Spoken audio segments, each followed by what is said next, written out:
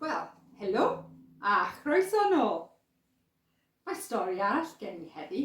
Stori am cwch enfawr. Ydych chi'n barod? Dyma ni.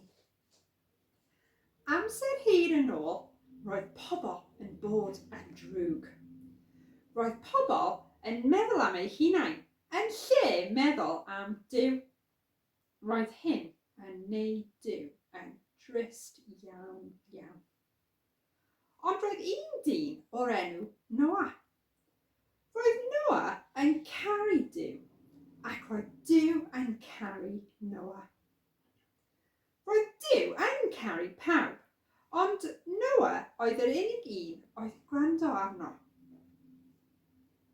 Un dydd, dywedodd Duw wrth Noa i adeiladu cwch mawr o'r enw Arch. Doedd Noa ddim yn byw unrhyw le yn agos i'r môr, ond dechreuodd adeiladu'r arch. Pan gwelodd pawb arall Noa yn adeiladu'r cwch, dechreuodd pawb chwerthin.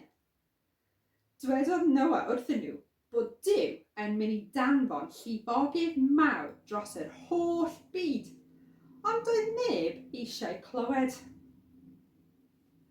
Wrth i'r arch cael ei orffen, dywedodd Duw wrth Noa i casglu anifeiliaid a'i rhoi yn yr arch.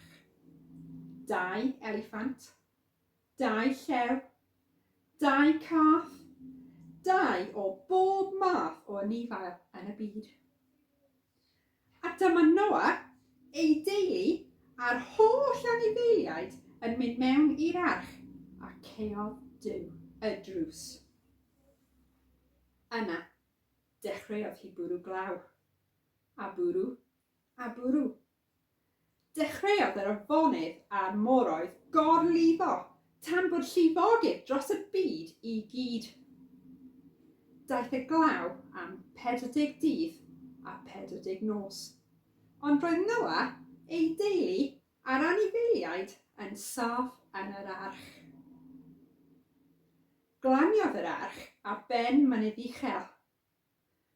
Roedd y dŵr yn dechrau lleihau. Danfonodd Noa golomen allan o'r arch, ond daeth y golomen yn ôl.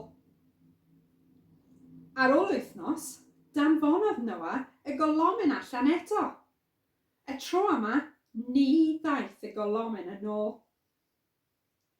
Ar ôl flwyddyn yn yr arch, daeth Noa, ei deulu a'r anifeiliaid allan o'r arch. Rhoddodd Noa diolch i Dduw am cadw nhw'n saff. Yna dangosodd enfys yn yr awyr. Dyma Duw yn addo ni fyddai'n danfon llifogydd fel yna byth eto. Ydych chi wedi gweld enfys o'r blaen? Ydy nhw'n hardd iawn. Pob lliw. Ydych chi'n gallu tynnu llun o enfys i fi? Bydd hwnna'n grêt. Iawn, mae'n rhaid i fi fynd. Welai chi eto. Hwyl!